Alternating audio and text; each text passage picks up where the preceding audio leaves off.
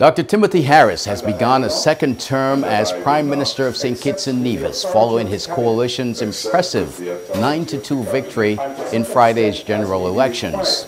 The polls show impressive increase in support for the coalition and a consequent devalue of the St. Kitts Labour Party in a way that has not been seen in more than 2 generations. Amidst the carnage, there were some strong warning signals that perhaps the era of Denzel Douglas is at an end. And we will seek context and we will seek to make sense of all of this as we are joined by 2 of the best panelists you can have for this purpose. Regional political consultant and pollster Peter Wickham is here. He joins us from Bridgetown, Barbados, as well as journalist and commentator Val Henry. Val Henry is the owner of and the publisher of myviewnews.com. Wickham is the director of Cadres, the Caribbean Development Research Services. Let's get straight to our conversation with the both of them.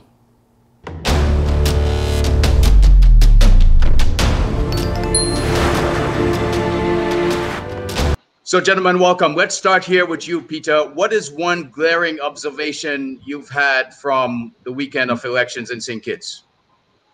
Yeah, well, the glaring observation, I would say it was a second-term government. The assumption across the Caribbean is that a government will always lose support in the second term. This government actually gained popular support in the second term, and I think that for me would be the most significant observation that we can make. That the Team Unity administration, which was a coalition, was able to not only survive but to gain support and is now more popular than it was before. The extent of the swing is 6%, which I think is quite generous and quite decent. So ultimately, they now enter the realm of Caribbean history in a sense, along with select other Caribbean governments that have been able to increase their majority in the second term. Val, let's go to you. Considering the absence of the overseas voters, turnout, talk to us about the turnout in that election. Well, the turnout is significant, especially from early in the mornings. We had large crowds, but primarily in the Bastia Valley, East Bastia, Central Bastia, and West Bastia. The results in those areas perhaps are indicative of why the turnout was so high and so early. But it certainly was a huge turnout compared to other elections, especially in early period. The significance with the absence of overseas voters, this is the first time in 36 years that we have had an election without voters coming from overseas, those who reside overseas flying home specifically to cast their ballots and then to return home immediately, less than 3-4 hours sometimes after they would have voted. So it was significant, and it was great to see how many Kittitians and Nevisians took the opportunity to be part of the process. Okay, we're going to get to the Team Unity and how they're going to govern in a bit, but I want to get back to the Labour Party. Peter, are you surprised at how badly the Labour Party performed or underperformed in this election? I mean, I wasn't surprised because it was consistent with what my polling was telling me. My polling was telling me that the Labour Party had a challenge regarding leadership. The polls were telling me that people were uncomfortable with the leadership of Denzel Douglas. And I had gone on record as saying that I thought that he was the Achilles heel of the Labour Party. As it worked out during the election campaign, you know, the Labour Party ran a campaign that continued to match Dr. Douglas with Dr. Harris, which in my opinion was unwise, because you create an opportunity then for people to compare the 2 leaders and say, look, this is really not what I want. My sense is that the Labour Party expected to rely on the overseas vote.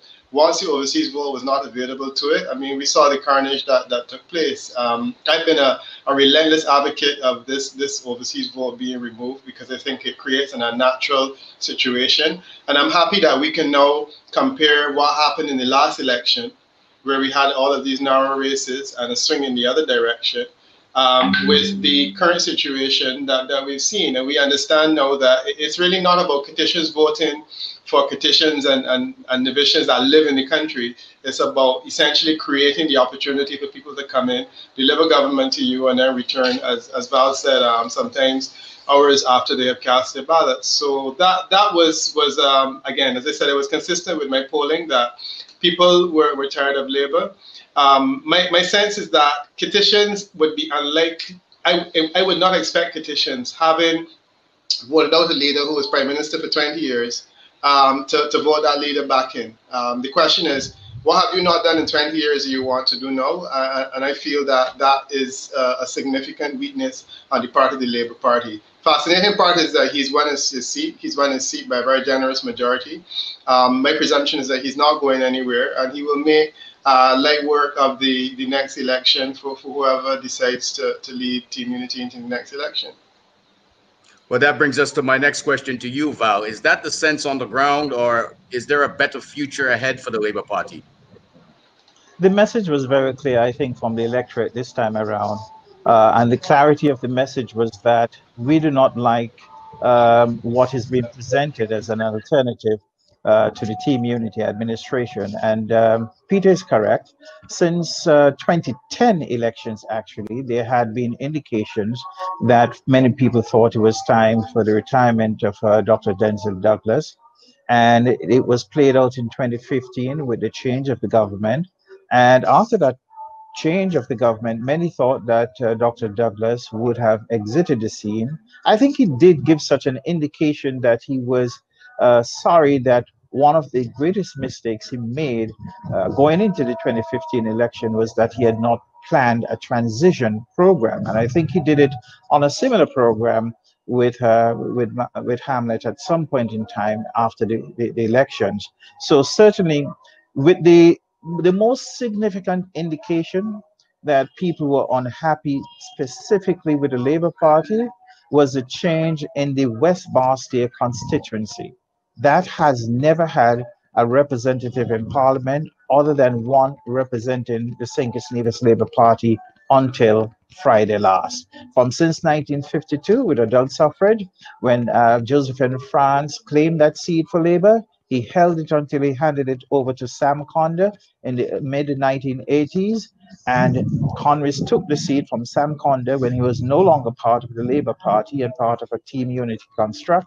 And now, one term after, with Conris Maynard being elected in 2015 as the Labour candidate who was successful, the people of West Bastia said, no, we've had enough of that. And they actually elected perhaps the newest baby in politics, if I can very pleasantly put it that way, and defeating them.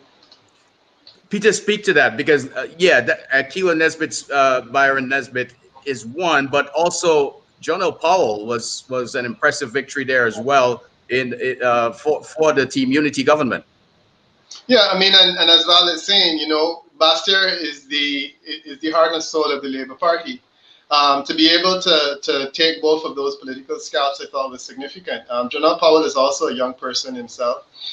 He was attacked fairly heavily during the election campaign, and you know, the suggestion that him and Grant were up to something, that was used fairly heavily in the campaign. I thought that one of the points, I don't know what Val thinks, but I do feel that the involvement of Sam Condor in this last election actually probably helped Akila considerably, because I mean, Condor essentially jumped in, and as I said in another conversation, Condor couldn't win the seat for himself in the previous election, and there appeared to be a very crass opportunism on his part that he jumped in, and I was trying to understand what exactly was the role that he was playing, and I saw him on the interview with you, and you know, he was struggling to explain what was his fundamental challenge with governance that he was talking about, to the point where you actually had to help him a bit by saying, well, maybe it was this and maybe it was that.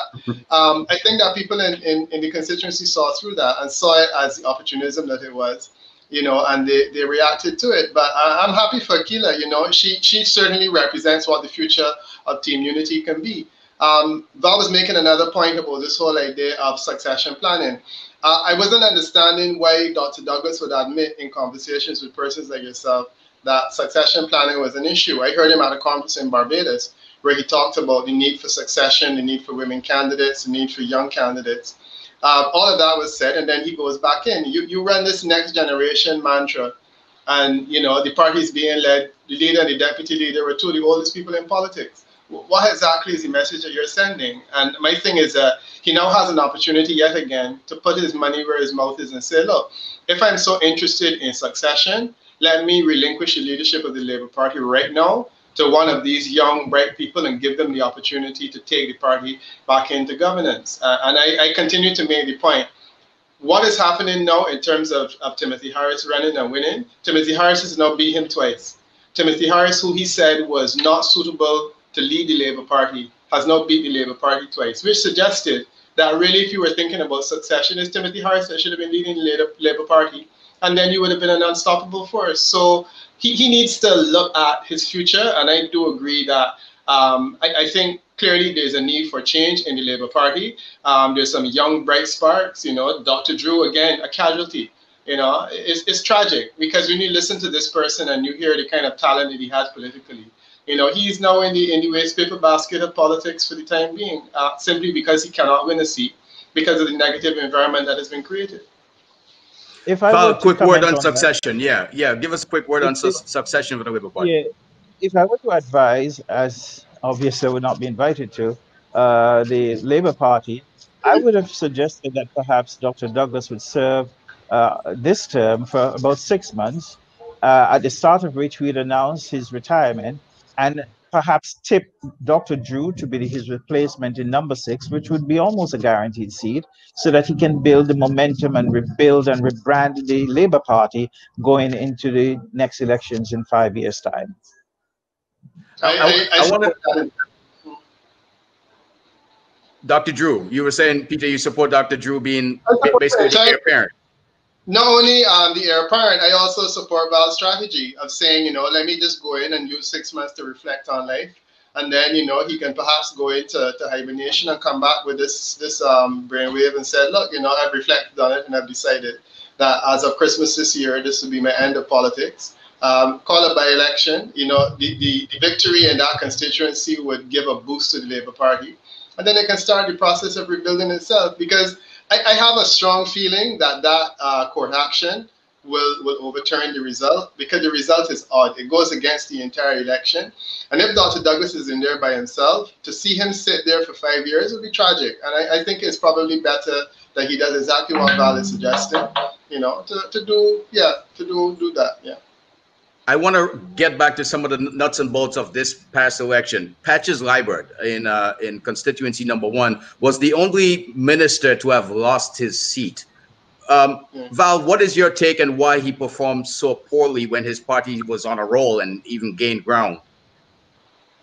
If you enter in politics, and I don't mean to lecture, because I'm not qualified to do so, I'm only a student, I would suggest that you always understand that victories come from your base, from your core, and then you branch out from there and you strengthen new relationships with those who are center in the field of politics, and even try to gain support from those who traditionally may not have supported you. Perhaps that was the mistake made by Patches Liebert. But generally speaking, there was a feeling that his seat would have been a questionable one in terms of success, starting with the fact that he won the seat by 4 the last time and needed to have been more engaged with his constituents. Patches did tremendous work as Minister of Works, tremendous work, and the evidence is there physically to show. He also performed well and admirably within constituencies. And just to say, any politician, any minister of government who decides to give up 50% of his salary, which over the 5-year period would have amounted to over $300,000, that's somebody you should vote for, because it shows that you are not of self, but in order to give back to the people, you're doing that. So how in the end would you lose? And I think it is a lesson of building personal relationships. All right. I don't know. Yeah, a quick stab at that. I don't have a difficulty with all that Val said in terms of the reality on the ground, and clearly he underperformed. But look, he lost by 57 votes. That was the margin. There were 96 point votes in that constituency. 96 point votes in any constituency is high. It was the highest number of spoiled votes in any of the constituencies in St. Kitts and Nevis. The reality of their situation was that on average, either 1 or less than 1% of the votes in every constituency were spoiled. In his case, 3% of the votes in that constituency were spoiled. It's a 610% increase on last election. I think that that is unrealistic. It suggests to me that his loss may very well not be a reflection of only his weaknesses, but also a reflection of the fact that maybe there is too great an adherence to this idea of the way in which one should vote. It's not unheard of in St. Kitts and Nevis for a person to vote and the vote X be not directly in the middle of the box, for it to touch one end of the box and be deemed a spoiled vote. Now, I don't know what's the nature of those votes, but I get a sense that when you see those kinds of numbers, when you see the fact that the swing in all of the other constituencies was between 2 and 5%, 7% in some instances, and the swing in his constituency is a 1% swing, and he lost. It tells me that clearly there's something else that's going on there. And as I said, I think that while I agree that he was not a picture-perfect candidate, I think that he's also been hard done by a system that may be a bit too strict in adherence. And I know we've had cases in the Caribbean before where there were these overwhelmingly high number of spoiled votes because the returning officer says, you know, you touch the side of the box, your vote is not valid. While the conventional wisdom is that if the person clearly indicates their intention, whether it is a kiss, whether it is an X, whether it's a circle, whether it's a dot, whether you fill in the whole thing and you color it, once the person indicates that that's their intention, then the vote is valid. Well, you know, I'm glad you raised that point. Go ahead, real quick, Val. Just to say quickly on that, Peter is correct, because 96 is a lot of votes. And I'm reminded of 1979 when it was decided that Kennedy Simmons lost the by-election in Central Bastia. He took the matter to court and it was overturned and he won handsomely. I think it was about 36 or something like that votes. The intent of the voter is what matters. It doesn't, to put an X is a guide. It's a guide. Right. So even if I put a circle and it is clear of my intention to vote for a particular candidate, it should be valid. And I think with a court case matter, if most of those rejected ballots were intended for Patches, I think in the end he would be returned as the candidate successful. You know, we have to wrap this up, but I want to, you guys touched on this, and I want to get into more of the procedural factors in this election, because we had to wait until midday Saturday for some of the results to come in. Now, electoral okay, you know, get the word. Some of that is happening in the region, right? But what kind of reform can we make in places like St. Kitts that would help expedite this process? Let's start with Peter. Go ahead, Peter. Okay, no, I mean, I would also give way to Val in terms of, but from my perspective, the one challenge I've always had with St. Kitts is that they count their votes centrally. And you have a situation, certainly in the last election when I was there on the ground, I didn't go this time, where all the votes were collected and then they had to be taken to the police station and then, you know, the vote starts. So 5 and 6 in the morning, we're still declaring results. And the same thing was the case this time. For me, that's one definite change that has to be made. We need to count the votes in the place where the votes are cast, and then have a way of communicating to Central Command exactly what was the outcome.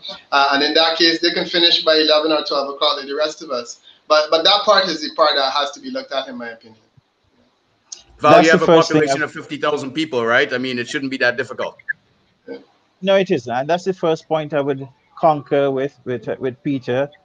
That was the intention about 10 years ago, that a new law, I believe, was being put together to make that possible. How it changed, I don't know. But another factor is a strategy used by political parties and candidates is to demand a recount and a recount and a recount and a recount. That is a central part of the problem. As a matter of fact, more a part of the problem than the centralization of the counting. The other point quickly is this. The logistics of picking up the ballots and moving them to the central point is an issue that needs to be organized. For instance, in one constituency, it took close to midnight to get the ballot boxes, maybe about a half a mile away. All right, gentlemen, we have to leave it here. Thank you so much. Val Henry, he's a journalist and owner of, publisher and owner of myviewnews.com. View is spelled V-U-E, myviewnews.com. And of course, Peter Wickham is a well-known political consultant. He's director of the Caribbean Development Research Services cadres. Gentlemen, thank you so much for your time. We reserve the right to tap back into your expertise in the future. Okay, Thank you very pleasure. much. And as we speak, the motorcade for the winning parties are right outside. I'm actually looking at them as a pass through Frigate Bay. Will you be joining them? I'm already joining them by viewing. Some of us have to view to make it more exciting. As Social in my distance. view news. Social businesses, Peter, I agree. We will be right back after this.